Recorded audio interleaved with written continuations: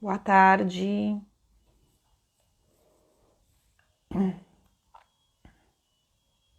Boa tarde a todos. Boa tarde.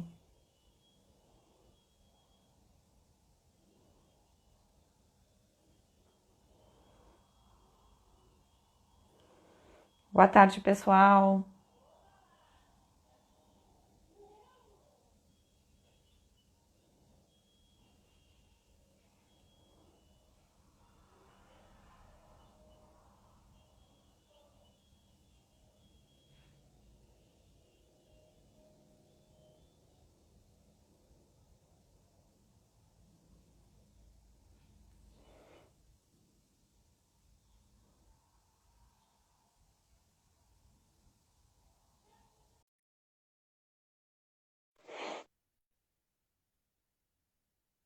Boa tarde, pessoal. Oi, Boa Tassi. tarde. Tudo bom, Tassi? Tudo bem, Adri? Tu tá Tu me pode ouvindo ba... bem? Tô te ouvindo. Tu pode, por favor, baixar um pouco a tua câmera? Porque a Vou gente tá vendo. tentar, porque tá, Isso, assim, tá nesse assim, sentido. porque tá Isso, apoiado. Peraí, isso mesmo. vamos lá. Ah, Jesus. Minha primeira live, hein? Isso aí. Boa Assim tá tarde bom? para quem. Tá bom Um assim? pouquinho mais, se tu conseguir, baixar um pouquinho mais. Aí, isso. Espero que não caia. Assim tá bom? Tá bom. Não, boa tarde para ti, Boa Tassi. tarde, Obrigada Adri. pelo convite. Boa tarde para todas, para todos, para todos. Boa tarde para todos que estão nos assistindo, que estão chegando. Nós somos o Memorial da Justiça Federal do Rio Grande do Sul. Cristiane, Carol. Eu sou a Tassiara, mais conhecida por Tassi. Sou arquivista. Estou na direção do Núcleo de Documentação e Memória da Justiça Federal do Rio Grande do Sul. Comigo está a Adriana Bednars, que eu vou chamar durante essa tarde de Adri. Pode ser, Adri? Claro. A Adri é nossa colega. Ela tem formação em História e ocupa o cargo de técnica judiciária na Justiça Federal do Rio Grande do Sul. Ela vai falar conosco aqui, a gente vai abordar hoje o tema primeiros juízes, né? Então, nós já vamos começando, Adri, e o pessoal vai chegando, né? Todos que estão chegando aí se sintam bem-vindos, é um prazer ter vocês aqui nos ouvindo nessa tarde. Eu vou começar contando, então, o que deu origem a essa ideia da live sobre os primeiros juízes. Primeiro, nós estamos vivendo a primavera, né? E nesse ritmo, a 14ª Primavera dos Museus, um evento que é promovido pelo Instituto Brasileiro dos Museus, o IBRAM, em parceria com as instituições do nosso país. Está ocorrendo desde o dia 21 de setembro até o dia 27, né? Nessa linda semana de sol, por enquanto, aqui no Rio Grande do Sul. Então, nesse ano, né, a gente sabe que as atividades presenciais não estão ocorrendo nos museus do Brasil, em função da pandemia, né, de Covid-19, e em função disso o IBRAM sugeriu, então, que as atividades fossem virtuais. O Memorial da Justiça Federal ele já participa das primaveras de museus há vários anos, né? Então esse ano não poderia ser diferente. Nós buscamos nos adequar, realizando então atividades à distância, virtuais. Então durante essa semana está ocorrendo uma exposição, é uma exposição, a gente chama de série sobre os primeiros juízes, com postagens nas redes sociais, Facebook e Instagram, neste Instagram do Memorial, também na página do Memorial, que faz parte do portal da Justiça Federal do Rio Grande do Sul.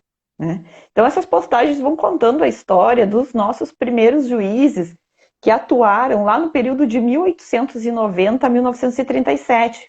Por incrível que pareça, a Justiça Federal existia naquele período e teve uma atuação bem importante. Aqui no estado, no Rio Grande do Sul, nós estamos, nos últimos tempos, pesquisando essa atuação e tentando descrever processos e divulgar para a sociedade como essa atuação se deu no período, né? Então, junto com a exposição que está ocorrendo nas redes sociais do Memorial, também estamos realizando essa live para falar um pouco mais, então, sobre esses primeiros juízes, né? Porque falar também é legal, é uma conversa aqui, nós vamos ter essa 1 horinha de conversa com quem realmente está ali no dia a dia pesquisando as fontes, que é a nossa colega Adri. Mais umas informações, então, para localizar o nosso público. Esses processos que nós estamos atualmente pesquisando, que são dessa primeira fase, de 1890 a 1937, eles estavam custodiados no Arquivo Público do Estado do Rio Grande do Sul, que é um órgão ligado ao Poder Executivo aqui do nosso estado. A Justiça Federal, ela deixou de existir em 1937, naquela época, sob o governo do Getúlio Vargas, né? Ele extinguiu a Justiça Federal e ela ficou sem atuação até 1967. Então, nesse período, logo depois da extinção, os processos que foram julgados durante o período, eles foram encaminhados para a Justiça Estadual, aqui no Rio Grande do Sul, e dali para o Arquivo Público, onde eles ficaram arquivados todos esses anos. Ali em 2016 para 2017, nós conseguimos, então, recuperar esses processos, né, que são fontes primárias da história da Justiça Federal e da sociedade da época, e trouxemos, está sob a custódia agora da Justiça Federal, que é o órgão produtor desses documentos, né. E desde lá, de acordo com as nossas possibilidades, os processos eles estão sendo pesquisados. E, paulatinamente, esse trabalho vem sendo feito pela equipe do Núcleo de Documentação e Memória. No ano passado, nós tivemos a oportunidade de mostrar um pouco do resultado desse trabalho. Realizamos uma exposição, que é uma exposição física, que está nas dependências do Memorial, no prédio sede da Justiça, 9º andar do prédio sede, em Porto Alegre.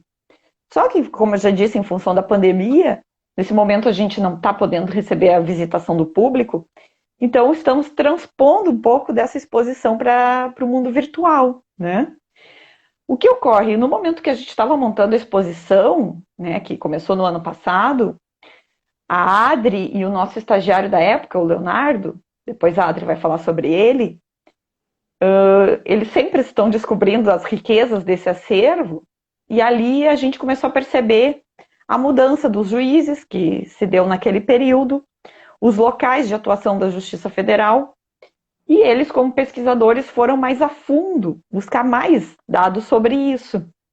E aí que a exposição se chama Fazendo História Buscando Justiça, a exposição também trouxe um pouquinho sobre aqueles juízes e os endereços que a Justiça Federal funcionou de 1890 a 1937. Hoje na live, então, o nosso foco são os juízes. Quais juízes atuaram nesse período? Alguns deles já são conhecidos pela sociedade, né? A Adri vai falar, mas outros ela teve que ir mais a fundo. E outros ela ainda está descobrindo à medida que os processos judiciais são pesquisados. Então é interessante trazer isso para o público, a gente fica feliz com quem está podendo nos acompanhar, eu agradeço a todos. Quero também dizer que esse trabalho de resgate e divulgação da memória do judiciário, ele é um movimento nacional aqui no país, que já ocorre há alguns anos, mas esse ano ganhou muita força com a publicação pelo CNJ da Resolução 324 de 2020. Essa resolução ela trata da gestão da memória e da gestão documental no Poder Judiciário, né? E traz isso como um princípio a ser tratado por todos os órgãos do Poder Judiciário. Então, dentro desse movimento que ocorre nacionalmente, nós estamos inseridos, estamos aqui trazendo um pouco dessa história para vocês que estão nos acompanhando. Para começar, então, eu vou trazer algumas questões para a Adri detalhar para nós. A primeira coisa, Adri, eu acho que tu poderia nos falar sobre como surgiu a Justiça Federal em 1890, por favor. Claro. Só complementando, né, peço licença para complementar que nessa exposição física existiram 3 eixos, né?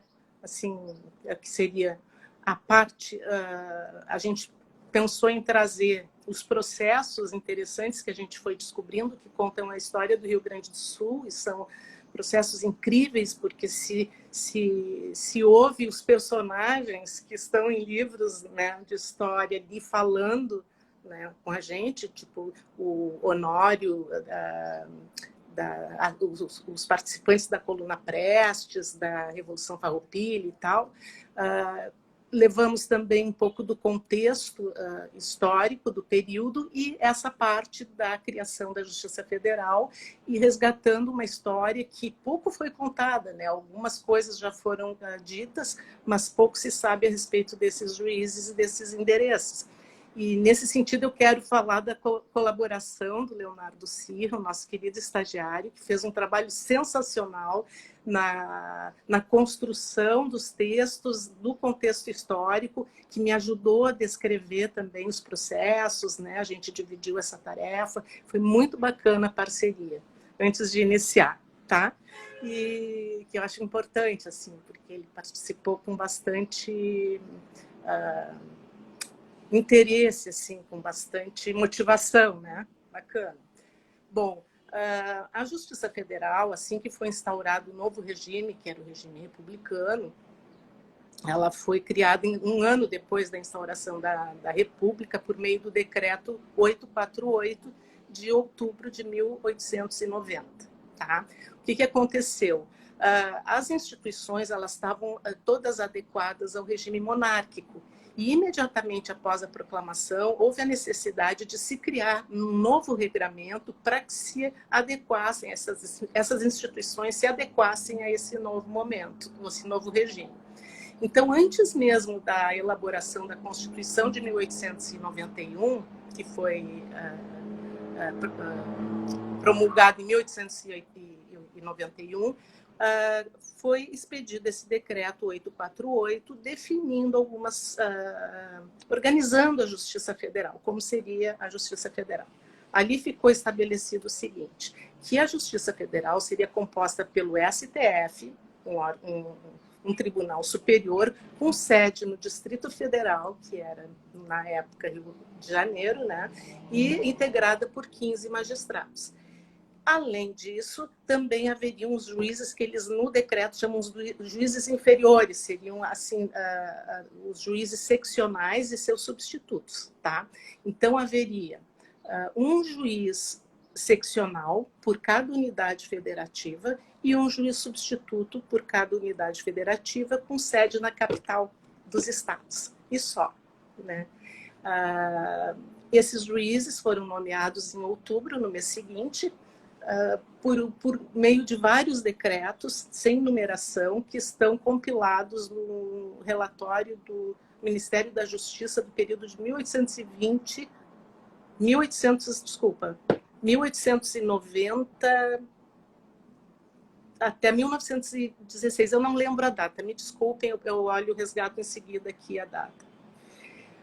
E eles foram nomeados, mas eles só tomariam posse após a promulgação da Constituição e a criação do STF, né? Então, em novembro de 1890, a Assembleia Constituinte começou a elaborar a Constituição e em 24 de fevereiro de 91 ela foi promulgada, foi publicada. No dia 28 de fevereiro de 1891, o STF foi instalado no Rio de Janeiro e no dia 2 de março a Justiça Federal é instalada aqui em Porto Alegre, né? Então, dá para contar assim, que a história da Justiça Federal no Rio Grande do Sul começa, de fato, no dia 2 de março de 1891, a primeira fase, e vai até a extinção imposta pelo Getúlio Vargas, no Estado Novo, em final de 1937. Então, nesse momento em que ela chega aqui em Porto Alegre, a Justiça não tinha sede própria, foi cedida uma salinha ali na Câmara Municipal, na antiga Câmara Municipal, funcionava no segundo andar,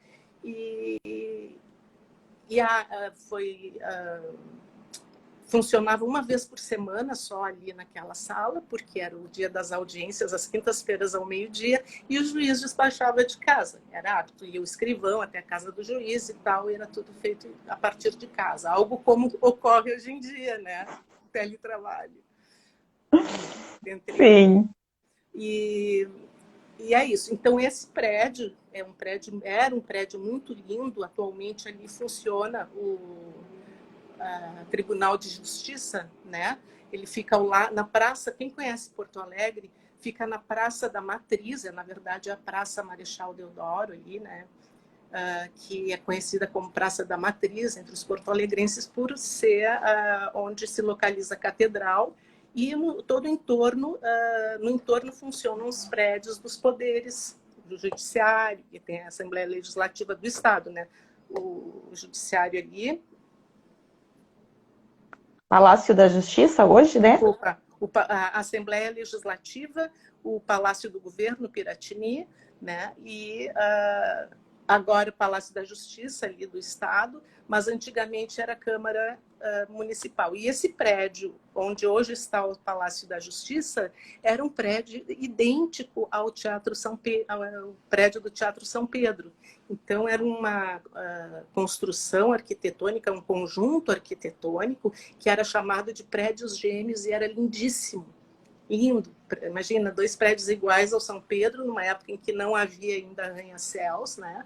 Podia se ver o Guaíba lá de cima, vista maravilhosa, que foi registrada por Virgílio Caligari, que era um grande fotógrafo no início do século XX, do início e final do século XIX, né? E também tem muitas pinturas, inclusive lá na exposição física nós temos um desenho maravilhoso desse conjunto arquitetônico. E ali ficou funcionando a justiça durante os primeiros anos. Eu acho assim, certo, Adri. No começo, né? Sim, certo. Muito obrigada por essas informações. Então, ali a partir de 1891, né? Vamos ser mais precisos. Quando a Justiça Federal começou a atuar aqui no Rio Grande do Sul. Quem foram os primeiros juízes que atuaram nesse período? Então, assim, de março de 1891 até 1937, foram nomeados 4 juízes seccionais, que seriam os juízes titulares, né? E aproximadamente 8 ou 9 juízes substitutos. Eu digo aproximadamente porque é uma pesquisa difícil de realizar, a gente tem poucas informações. Isso a gente conseguiu encontrar esses nomes em processos, tentando nos relatórios do Ministério da Justiça também, tem algumas inconsistências, inclusive de datas e tal, e em jornais da época, por meio da plataforma da Biblioteca Nacional Digital, que é maravilhosa, né? A gente trabalha muito com isso, porque as fontes não estão próximas a gente, então é um canal, uma ferramenta incrível. E o que se conseguiu foi isso. Então, esses 4 juízes, o primeiro deles ele iniciou Hermínio Francisco do Espírito Santo. Ele era pernambucano, né? Ele fez faculdade de Direito lá no Recife, veio para cá logo que se formou em 1865, e não sei se eu conto, depois eu conto a história melhor depois. dele. Lá rapidamente. Então, ele assume como titular aqui, os titulares eram vitalícios, né? O cargo era vitalício, e é nomeado um substituto, que também é Francisco, o nome, Dantas Ribeiro Filho, né?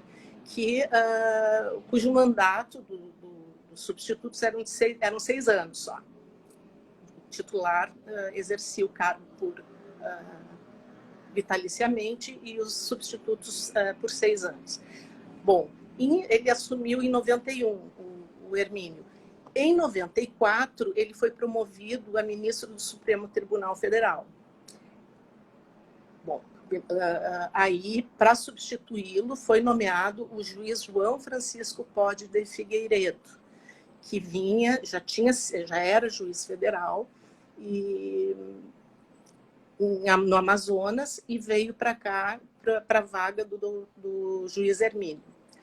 O Pode de Figueiredo ficou até 1914 atuando aqui, quando ele se aposenta, e no lugar dele entra o José Luiz de Sampaio, desculpa, Luiz José de Sampaio, que era um juiz substituto dele antes disso. Ele conseguiu a vaga ali. O Sampaio fica até 1933, quando ele morre, e no lugar dele assume o Ney Widmann da Silva, que era um advogado bastante conhecido. Ele era juiz também, juiz de direito, na época era bem conhecido, assume, mas fica pouquíssimo tempo, porque em novembro, no final do ano, o Getúlio Vargas extingue, né, o cargo de juiz, coloca todo mundo em disponibilidade e tal, aí ele acaba ali. Uma coisa interessante, assim, que na época, esse ato 848, o decreto 848, ele estipulava que para os juízes, eles deveriam ter 4 anos de experiência ou na advocacia, no exercício da advocacia, ou na magistratura estadual, por exemplo, né? Então, era uma regra, assim. Não existe indicativo de concurso. O que eu consegui identificar foi só na Constituição de 34, eles referem que haveria uma lista quíntupla, né? E que o presidente da República escolheria um desses indicados e que deveria ser aprovado pelo Senado, né? Após a aprovação do Senado. Se tiver alguma dúvida, vai me... Sim, até eu queria dizer para o público, para quem está nos assistindo, se tiver alguma questão, queira escrever também, tem um espaço para comentários. Adri, mais uma vez, se tu puder baixar um pouquinho a tua câmera ou botar mais para aí. Eu venho mais, isso. Eu ponho mais próximo aqui. A gente vai falando e vai se acomodando, eu mas assim. Acomodando aqui. Assim tá melhor, isso mesmo. Melhorou. Peraí. Para quem chegou depois, eu sou a Tassiara, para quem chegou depois, eu estou conversando com a Adri, sou a Tassi, né? O melhor. A Tassi que está conversando com a Adri que é historiadora, pesquisou nossos processos, aliás, está pesquisando, e veio dividir um pouco dessa história conosco. Mas vamos continuar então, Adri, para seguir o nosso horário aqui. Eu queria que tu falasse um pouco então sobre os juízes suplentes dos substitutos. Porque tu já falou dos titulares, falou um pouco dos substitutos e tem ainda os suplentes. Por favor, traz um pouco de informação para nós. Tá, então era assim, ó. Olha a situação. Cada estado, cada unidade federativa tinha... Eu tenho uma obra aqui na rua, gente. Não sei se está interferindo. Não, eu não... aqui do meu lado. Não estou ouvindo. Então, assim, para cada estado era um juiz e um substituto, um titular e um substituto. Imagina com as demandas do interior como deveria ser complicado, né? Até 1894, nos impedimentos, nas ausências do juiz substituto, a presidência da República nomeava um juiz ad hoc, né? E expedia, assim, as demandas eram deprecadas para as diligências, eram deprecadas para juízes locais, assim. Então, os juízes distritais atendiam, depois voltavam, o processo retornava para a decisão do juiz federal ou substituto aqui em Porto Alegre, né? Devia ser bastante complicado, tinha muita demanda. Então, em 1894, foi expedido um decreto, uma lei, na verdade, que é a Lei 221, que criou 5 circunscrições, criou 3 juízes suplentes do substituto. Não era só suplente, era assim, ó, suplente do juiz substituto, que atuaria exclusivamente nos impedimentos do juiz substituto, ou nas ausências dele. Então, eram 3. Era nomeado primeiro, e eles nomeavam assim, primeiro suplente, segundo suplente fulano de tal, terceiro suplente fulano de tal. Então, na medida em que havia impedimento de um ou de outro, eles iam se substituindo, tá? Esses juízes, e essas comarcas, essas circunscrições, eram tipo que hoje a gente tem de regionalizado, assim, aquelas regiões que hoje existem aqui na seção judiciária do Rio Grande do Sul. Por exemplo, eles juntaram a comarca de... Eu estou misturando alguma coisa, né? Não, não. Tu tá falando das circunscrições, né? Que hoje são as subseções. Que são as subseções, exatamente. A 221, o decreto 221 criou 3 juízes suplentes do substituto para cada capital. Tá? Tá? Uhum. Aí depois surgiu uma outra lei que é... eles tinham um mandato de 4 anos, eles podiam exercer e podiam também ser reconduzidos, assim como os juízes substitutos, né? Em 1896, o decreto 2220 criou 3 substitutos para cada uma das 8 circunscrições que seriam criadas no estado do Rio Grande do Sul. Sair só da capital e ir para o interior, né? Naquele Aí eram momento. 3 exatamente. Então, eram 3 suplentes para cada circunscrição. Essas circunscrições, elas eram compostas por mais de uma cidade. Era assim, ó, por exemplo, tinha comarca, a primeira circunscrição era a comarca de Pelotas, a Aham. jurisdição de Pelotas, Camaquã e São Lourenço. Provavelmente Rio Grande junto, né? Não, não era Rio Grande junto. Eu tenho aqui até anotado por curiosidade, ó, a primeira circunscrição a primeira era Rio Grande, Santa Vitória do Palmar, e na época se chamava São João Batista de Camaquã, que hoje eu acho que é Camaquã, né? A segunda circunscrição era composta pelas comarcas de Pelotas, Jaguarão, Bagé e Piratini. Ah, sim. Tá, então Uhum. assim, eram grupinhos de comarcas que seriam criadas, né, para esses 3, cada uma delas teria 3 suplentes do substituto. Em Entendi. 96... Oi? Pode falar, pode falar. É. Aí, isso em 96. Em 1902, foi expedido um outro decreto que alterou esse aí, que é o 4614. Esse decreto criou 3 juízes, 3 suplentes do juiz substituto para cada uma das 33 circunscrições do Rio Grande do Sul. Então já mudou tudo. Aquelas 8 circunscrições, na verdade, eu acho que não chegaram a funcionar, porque ali eles desmembraram todas as comarcas e cada circunscrição era uma cidade. Era uma Ah, sim. comarca. Tá claro isso? Em 1894, eles criaram regiões, grupamentos de cidades, 8, com 3 suplentes em cada grupamento. Eram pessoas que viviam ali naquelas localidades. E em 96, eles alteraram isso, eles desmembraram esses grupamentos e cada circunscrição era uma cidade. Foram 33 cidades, além de Porto Alegre. Porto Alegre não é incluída nessa relação. Sim. Tá? Então, É o que isso... a gente observa, né? Assim, ao passar dos anos vão crescendo as demandas e a Exatamente. justiça vai criando mais braços, e assim vai alcançando o interior do estado. Depois de Exatamente. 67, a gente também já passou por esse movimento. Mas claro É a que lá no, interiorização, né? que hoje a gente chama de interiorização, mas É, lá foi um outro movimento mais lento, mas ocorreu também, né? exatamente. E esses juízes, eles eram indicados pelo titular, pelo juiz seccional, né? Para a presidência acatava e tal, mas o Senado também tinha que aprovar, né? Normalmente aprovava. E o mais Certo. conhecido, assim, é muito difícil, eu não tenho a relação, não consegui descobrir quais eram todos esses, imagina, 4 anos cada um, eles desistiam muito, alguns Eles atuavam, tinham e outras atividades também na sua vida, né? tinham aí, não, ficavam impedidos em função disso, aí não, né?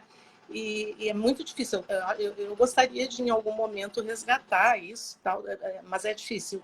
E, e o mais conhecido, assim, eu acho que as pessoas daqui de Porto Alegre, principalmente o pessoal da área do direito, deve ter ouvido falar no Oswaldo Fernandes Vergara, né, que foi um juiz, um suplente de juiz substituto que atuou em dois períodos diferentes, 4 anos e depois mais 4 anos ali para o final da primeira fase da Justiça Federal. Mais Certo, tarde fala um pouco sobre ele também. certo, certo. Bom, então, falando assim dos juízes mesmo, né, os titulares primeiro. Gostaria que tu falasse mais sobre o Hermínio do Espírito Santo, que foi o nosso primeiro juiz e que depois virou ministro do Supremo. Então é muito conhecido por isso. Se tu puder nos falar mais sobre a E, vida dele um pouco e, também. inclusive, as informações que eu consegui garimpar, um garimpo, né? Foi principalmente lá no portal do STF. Eles têm a biografia dos ministros e tal, né? Como eu disse, ele se formou, ele é um pernambucano que se formou na Faculdade de Direito do Recife, e logo que ele se formou, ele veio para o Rio Grande do Sul, em 1865. E aí ele foi trabalhar como juiz municipal de órfãos em São José do Norte e Cruz Alta. Casou-se com a irmã do nosso posteriormente presidente do Estado, né, que era o Júlio de Castilhos. Ele era casado com Adelaide, teve 4 filhos e tal. E em 1890, se eu lembro, 1890 ele foi transferido para Porto Alegre, onde ele foi chefe de polícia por um tempo. Depois trabalhou como desembargador no tribunal que na época do Império existia, o Tribunal da Relação. Tribunal da Relação, que é o antecessor do Tribunal de Justiça aqui do Rio Grande do Sul. Isso, então ele trabalhou ali por um tempo e foi depois nomeado o juiz naquele ato de 20 de novembro de 1890, ele foi nomeado juiz titular, o primeiro juiz titular aqui de Porto Alegre. E o substituto dele, como eu disse, ele atuava lá na Câmara, na antiga Câmara, ali na Praça da Matriz, e o substituto nomeado foi o Francisco Ribeiro Dantas Filho, que era natural de Santo Ângelo, se não me engano. Santo Ângelo, isso mesmo, ele era de Santo Ângelo e veio para cá, para Porto Alegre, foi nomeado, assumiu, mas eu não consegui localizar nenhuma decisão dele nos processos, ou seja, eu não sei, eu não posso afirmar que ele tenha atuado de fato como juiz. A única informação que eu consegui foi no jornal A Federação, a informação de que ele teria retornado para Santo Ângelo para trabalhar, para exercer o cargo de juiz de direito lá, da comarca de lá. Talvez ele tivesse família, porque os juízes não existia sede no interior na época. Os suplentes não atuavam, não existia, eles ocupavam espaço, por exemplo, um espaço para uma audiência lá da delegacia de polícia ou da justiça estadual, né? Não tinha uma sede. Sim. Então, talvez e logo no início foi só Porto Alegre, as circunscrições foram surgindo depois, né? As circunscrições durante só na segunda fase. Porque as circunscrições surgiram, mas surgiram como criaram-se juízes suplentes para que a justiça pudesse atender as demandas lá do interior, talvez sem onerar tanto a justiça estadual, eu não sei, entendeu? Mas ampliar esse alcance. Mas eles não tinham sede em nenhum momento no interior. Sim. Sempre foi aqui. E mesmo aqui em Porto Alegre, a sede não era própria, em nenhum momento da primeira fase. Sempre o Ministério da Justiça, no caso da Câmara, o Ministério da Justiça fez contato com a Intendência Municipal, que cedeu essa sala lá da Câmara, porque na época, com a instauração da República, a função da Câmara Municipal em Porto Alegre e em outras era puramente decidir questões orçamentárias. Não tinha uma atividade legislativa e tal, não tinha. Então, sobrou espaço e eles cederam para a Justiça Federal durante um período ali naquele local. Né? Sim. Então, esse juiz ele ficou até 93. É a notícia que se tem. Não sei falar mais a respeito dele. E depois ministro, né? Depois... não, o Dantas. O ministro é o Espírito Santo. O ministro foi em 94. A Cristiane Galvão fez alguma observação ali que eu perdi, Cris. Não tem problema, pode continuar, depois a gente comenta. Aí assim, quando o juiz Hermínio vai o Rio de Janeiro, né, que era o Distrito Federal, a assunção dele, né, como é que diz? Não foi para Brasília, foi para Rio de Não, Janeiro. sim, que era o Distrito Federal. A Dirce, oi, Dirce. E entrou no lugar dele o juiz João Francisco Pode de Figueiredo. O juiz Pode de Figueiredo, ele havia sido nomeado lá em novembro, num daqueles atos sem numeração, dos primeiros juízes lá de novembro de 1890, para exercer o cargo de juiz seccional no Amazonas. Tá? Uhum. Aí ele foi para o Amazonas e o que eu consegui descobrir foi que ele ficou pouco tempo lá, adoeceu e entrou em licença. Aquele clima também não é muito fácil, né? Não sei se já teve em Manaus, é uma coisa impressionante. Eu sei que ele ficou um tempo afastado e depois ele assumiu o cargo do vago do Hermínio aqui em Porto Alegre. Tá? E aqui ele ficou até a aposentadoria em 1914.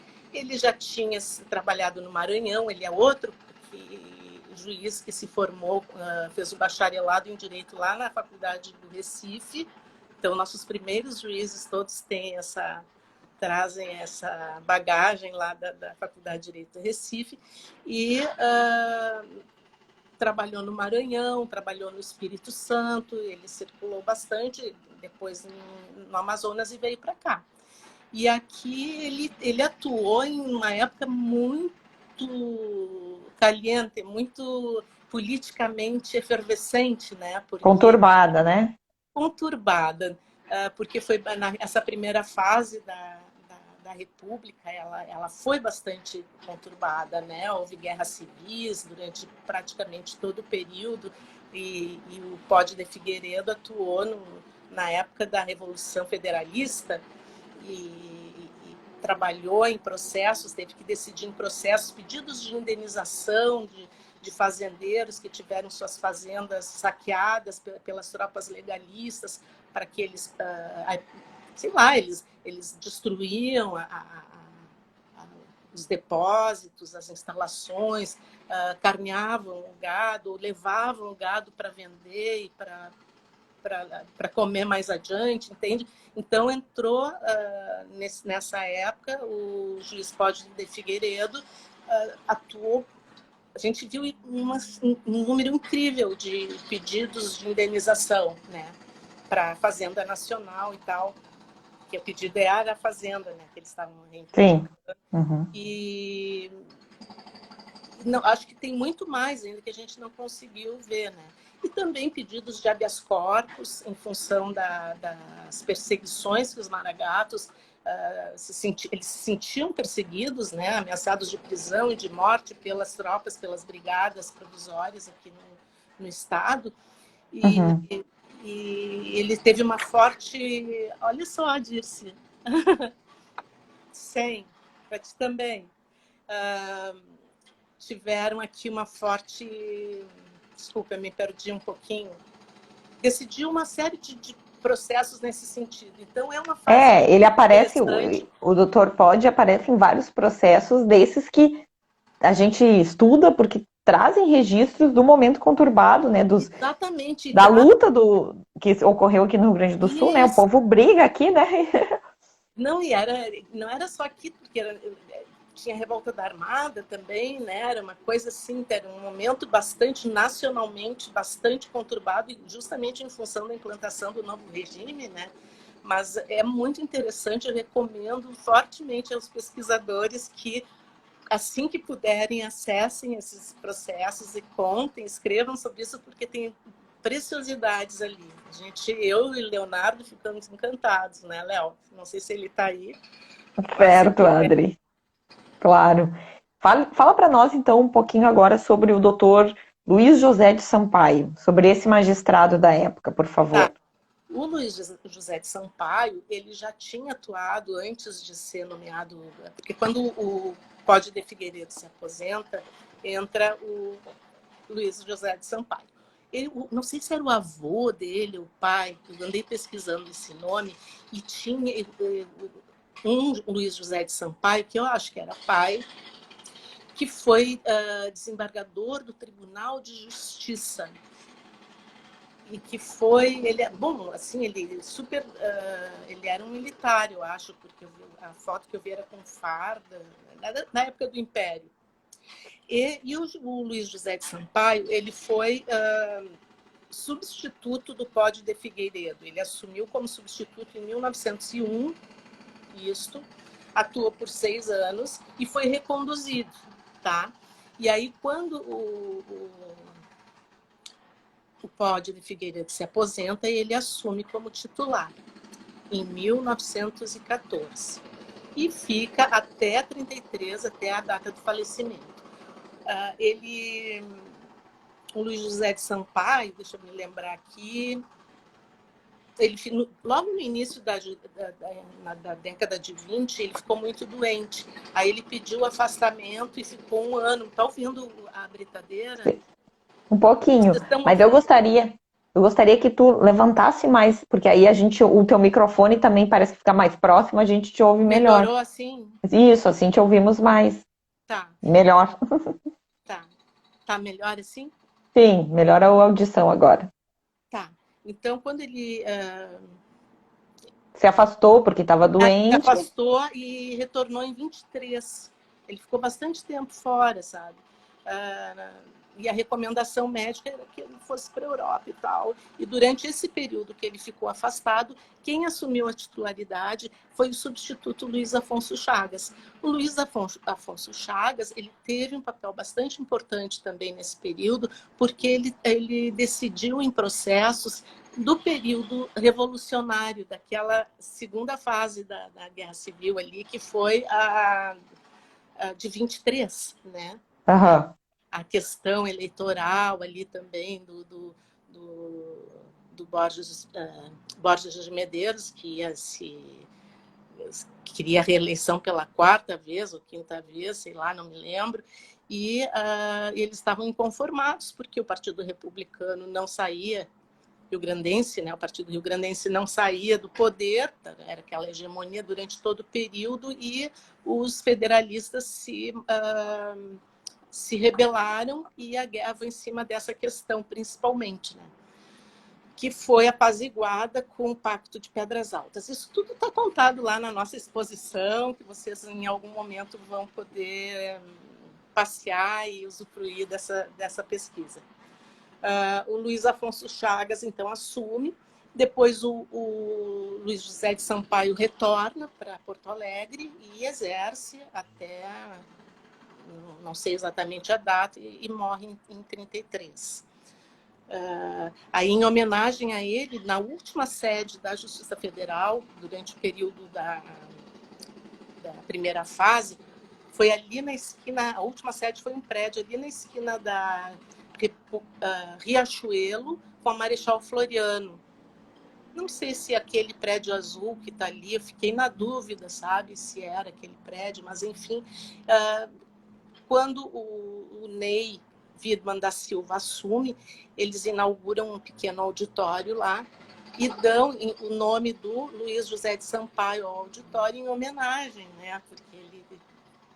Sim, porque o Sampaio ficou muitos anos ocupando a titularidade, né? De 1901 até 33, imagina uma vida, né? Primeiro não como titular, mas já atuando, né? Já Atuando essa vida de justiça, uma vida de justiça federal aqui no Rio Grande do Sul. E mesmo enfrentando a doença, as viagens à Europa, mas ele retornava e estava aí, né? Sim, sim. Entendi. E eu queria assim, que tu falasse sobre um dos suplentes, que é o Oswaldo Fernandes Vergara. Por favor, fala um pouquinho sobre ele. Sim, ele atuou, como eu disse, em 2 períodos, né, como suplente dos substitutos. Na época que o juiz Luiz José de Sampaio estava na Europa e o Luiz Afonso Chagas assumiu a titularidade, claro que... Substituindo, né? Ele substituiu, ele durante vários momentos nesse período aí, e depois, quando um outro juiz que também foi no período do Sampaio, talvez ele tenha adoecido no final ali, né, que era o Fabres da Rocha, o juiz substituto também nas ausências ou impedimentos dele, ele atuou nesse... Então, foi bem no final da primeira fase da justiça. O Vergara nasceu em Jaguarão, né? Ele foi aqui em Porto Alegre, ele veio para Porto Alegre, ele foi professor da escola complementar, que hoje é conhecida, tem o nome de Instituto de Educação General Flores da Cunha, né? Funcionava naquela época lá no centro, ali na Duque de Caxias, né? Tinha ladeira ali, eu não sei exatamente que rua era aquela, se era a Rua do Império. Não era a Rua do Império. E ele trabalhou lá e trabalhou também na atual, que seria hoje a Faculdade de Ciências Econômicas, que na época era a Escola do Comércio, né? Hoje seria a Faculdade da URGS. Quando ele se formou em Direito aqui em Porto Alegre, na Faculdade Livre de Direito, que depois virou a Faculdade da URGS, em 1907, e logo que ele se formou, ele abriu um escritório ali na Rua Andrade Neves, escritório de advocacia, que na época era conhecida como Rua Nova. Os nomes eram bonitinhos, né? A Duque de Caxias era a Rua da Igreja, essa era a Rua Nova. E aí, em 1926, ele participou da fundação do Instituto dos Advogados do Rio Grande do Sul. Ele foi um dos fundadores e foi o primeiro a receber uma comenda que a OAB concedia, né, aos advogados em 1967, a OAB aqui do Rio Grande do Sul. E quando ele morreu em 1973, essa comenda passou a ter o nome dele. Então, hoje, a OAB concede a comenda Oswaldo Vergara em homenagem a ele. E uma curiosidade, ele é pai do Telmo Vergara, o escritor famoso Telmo Vergara. Legal, né? Legal trazer essas... Ele foi procurador da República. Então, a gente é muito engraçado, porque a gente vê nos processos, assim, em alguns momentos ele assina... Tem que prestar atenção, porque os juízes, eles são procuradores. O Luiz Afonso Chagas também, o Luiz José de Sampaio também foi procurador. Então, às vezes, ele está no processo como procurador, o Oswaldo também, em outro momento ele é o juiz. Né? O advogado da parte. O advogado, né? Da parte, exatamente. Eram as figuras ali do momento, né, na área do direito aqui em Porto Alegre. Certo. Então, vamos, como o nosso tempo está transcorrendo, né, está indo tudo bem, mas eu queria que tu falasse sobre o último juiz seccional, o último titular dessa primeira fase da justiça que se encerrou em 37, por favor. Eu tenho poucas informações sobre o juiz. Eu sei que ele era um juiz ele foi juiz de direito em Lagoa Vermelha, Bento Gonçalves e Santana do Livramento, se não me engano. Tá? Ele foi nomeado em 33 com a morte do Luiz José de Sampaio, como a gente já falou, e também se formou aqui em Porto Alegre, na Faculdade de Direito, em 1916. Ele atuou 3 anos, pouquíssimo tempo, né?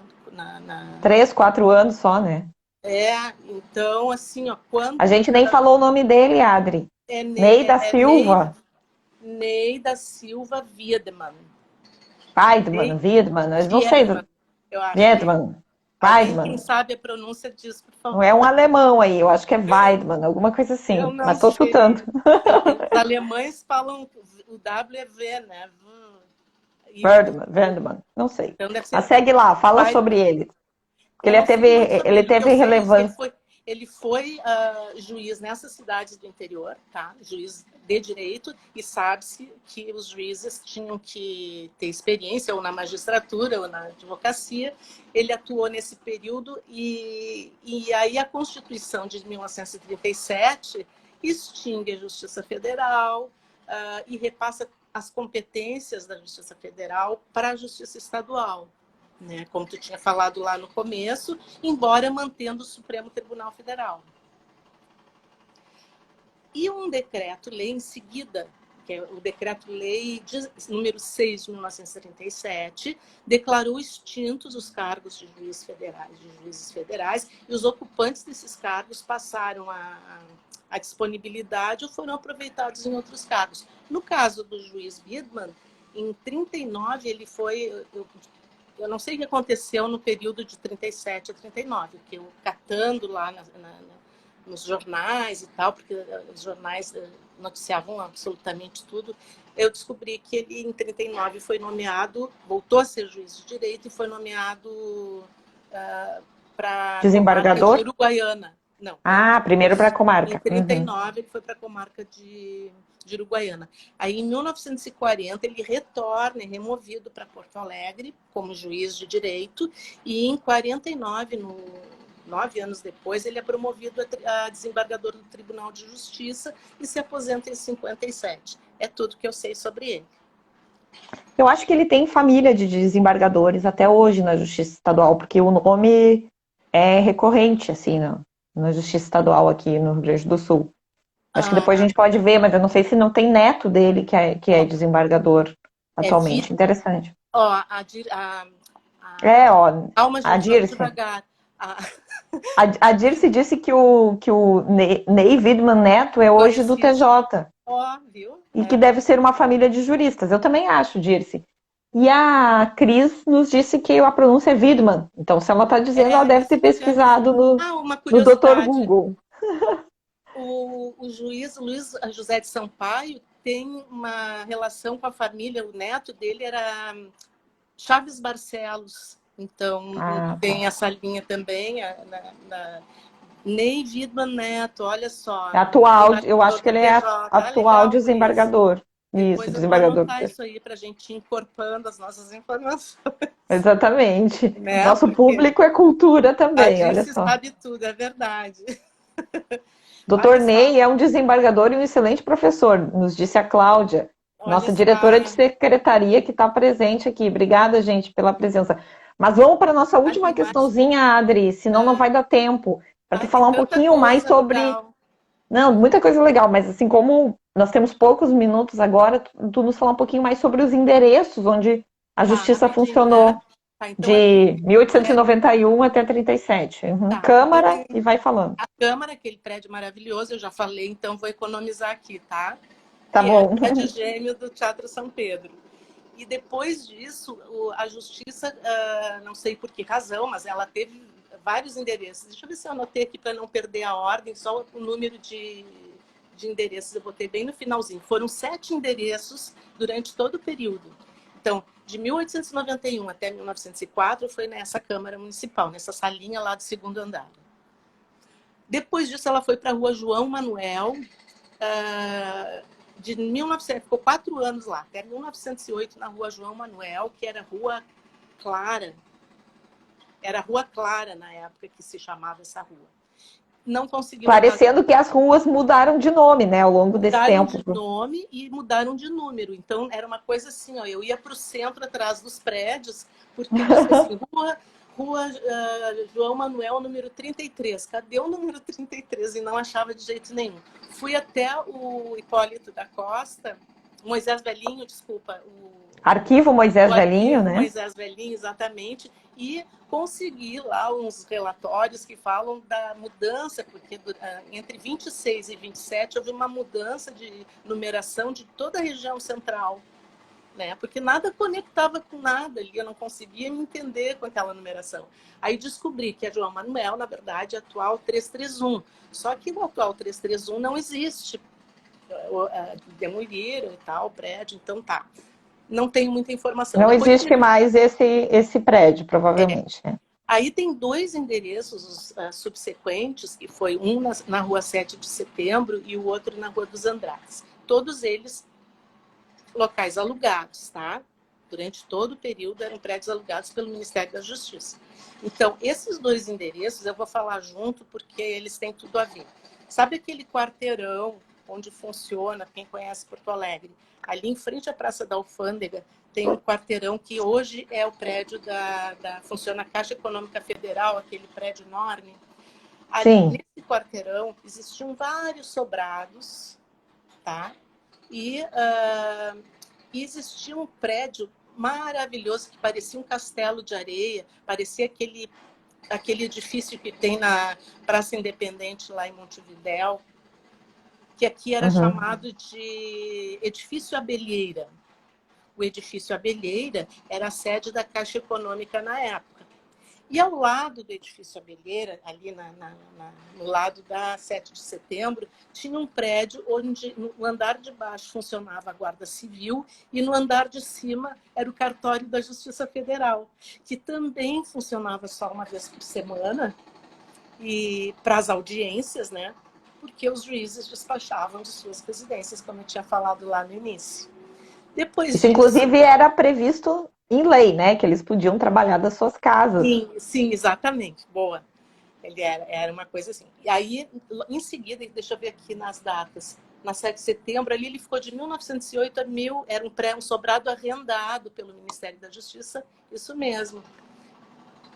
É guarda da delegacia fiscal que funcionava embaixo.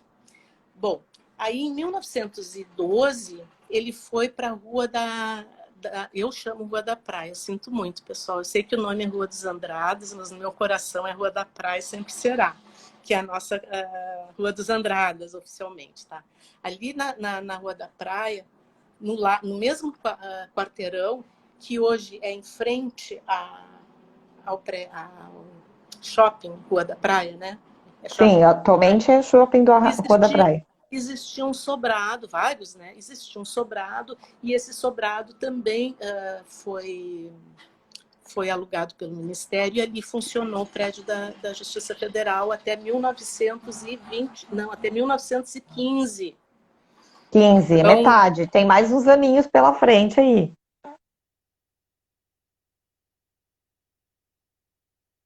Oi?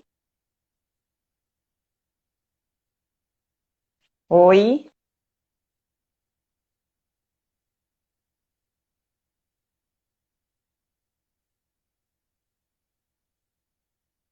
Oi?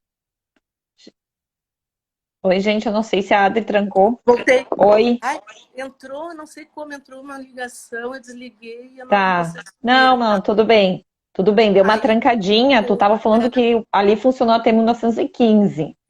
aí o prédio, depois eles foram condenados, né? Eu acho que em função disso, a justiça foi transferida para a Rua Uruguai. A Rua Uruguai, ali na esquina com a Rua Uruguai, esquina com a Rua da Praia, que é a antiga Rua do Comércio e também foi chamada de Beco da Ópera, porque ali ali era um beco antigamente. Naquele beco funcionou o primeiro teatro da cidade, que era de madeira, uma coisa super assim, né? Quase improvisado para os termos de hoje, mas ficou famoso por isso.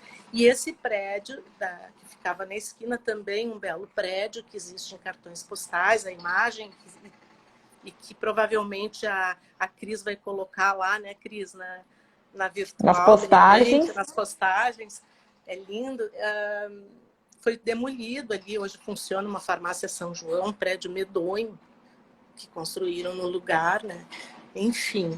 E depois disso, foi para a Rua General Câmara, que era a Rua da Ladeira, na Sim, parte de baixo, não na parte da subida, que é a Rua da Ladeira, porque ela é muito íngreme, né? sim, Vai estar sim. lá Uhum. na Praça da Matriz. Mas naquela parte onde atualmente o pessoal que tem moto estaciona, Sim, várias motos. aquele prédio Uhum. acho que existe ainda. Aquele trecho ali era conhecido como a Rua dos Bancos. Então, os bancos eram ali. E os prédios elegantíssimos e tal. E a justiça funcionou numa sala de um desses bancos. Bem Certo. ao lado da Confeitaria Colombo, que na época era famosíssima aqui na cidade. Adri, Ah, tá ruim, eu não quero te interromper, mas eu acho que vai acabar o nosso tempo. tá. Daqui a um minutinho vai acabar nosso tempo. Hum. Se tu me permite dizer, é importante agradecer quem está nos acompanhando até agora, essas pessoas que no meio dos suas várias atividades nos despenderam um tempinho. Eu sei que ainda falta um endereço, mas que tu já mencionou Eu vou durante a falar. live, É o que é último que a eu da falei, a Marechal Marechal Floriano, Floriano. é Já que a live foi. tu já falou. Nós temos 28 segundos restantes, a Tá, gente agradece a eu posso audiência. agradecer rapidinho uma coisa ali Claro, da audiência. Eu quero agradecer, como já agradeci o Leonardo Cirra pela parceria inestimável. Sinto muita falta de ti, Léo. Quero agradecer muito a Jaqueline Cardoso pela arte que ela fez e pela revisão dos textos da exposição. Quero agradecer a Cris, que está aqui, que eu estou vendo, por toda a organização e logística da exposição.